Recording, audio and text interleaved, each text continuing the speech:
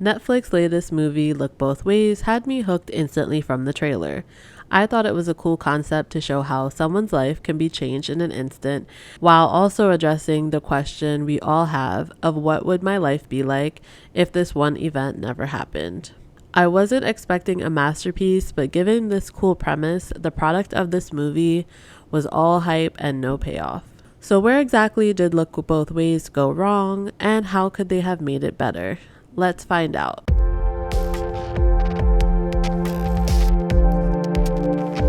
Look Both Ways stars Riverdale's Lilli Reinhart, so it was bound to get views off of that alone.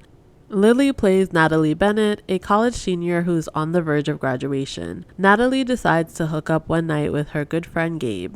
We then flash over to her being sick at a party, and her friend Kara gets her a pregnancy test just to rule out that possibility. Natalie is sure she isn't pregnant because her and Gabe used protection, and in one realm she was correct. It ended up just being bad sushi, but in the other, her life has been completely turned upside down as she finds out she is pregnant. From there, the movie continues on with these two scenarios. A pregnant Natalie had to give up her plans to move to LA with Kara and do an internship for a graphic design. Natalie also finds herself back living at her parents' house with Gabe so they can co-parent. This part I was a little confused about, like how exactly are they this broke when they graduated college? I feel like this would be more fitting for someone who just got pregnant fresh out of high school, but they both had their degrees, so I feel like they should have been able to get a decent enough job to get their own place, but maybe that's just me. From there, we see her struggles as a young mom throughout the movie and see her thinking about what her life would be like had she not gotten pregnant. Gabe, the father of her child, wants to try and make it official, but she doesn't want to complicate things for her daughter if they don't work out. She then regrets her decision as she has to watch Gabe fall in love with somebody else, and she's kind of going through it as she's also unable to keep up with her best friend Kara's lifestyle now that she's a mom and her life is completely different. Even though there's a lot not going right, she does, however, eventually focus everything she can on her work and ends up becoming successful from an inspiration she got from her daughter. Gabe ends up breaking up with his love and they end up together. Meanwhile, in the other realm, she is living her dream in LA, well, kind of. She's broke and not doing that great in her internship. Anytime she gives her boss an idea, she's instantly turned down given the fact that she's new and hasn't earned her respect yet. In this realm, she goes on to meet someone who fits her life in LA. His name is Jake, and they end up dating.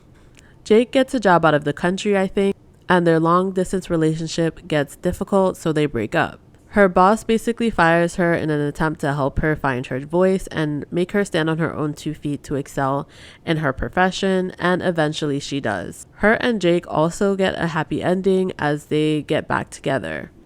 So in both scenarios, she ends up okay and in love, which makes me wonder what exactly the lesson is here.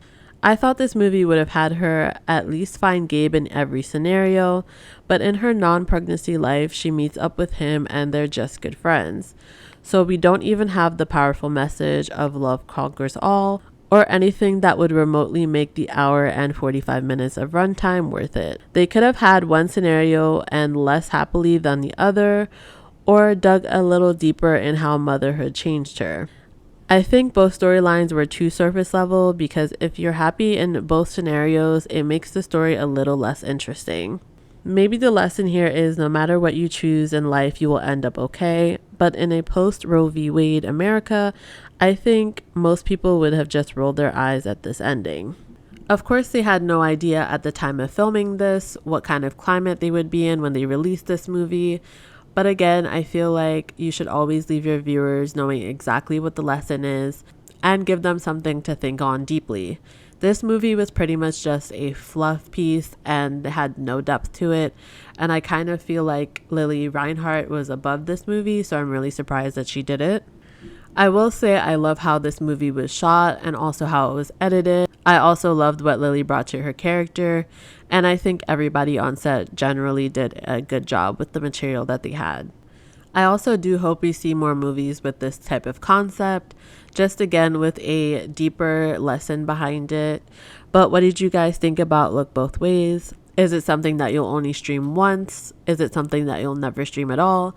Let me know in the comments. And as always, go ahead and smash that like button to support my channel. And if you haven't already, make sure you subscribe as well. I will see you guys in the next video. Bye.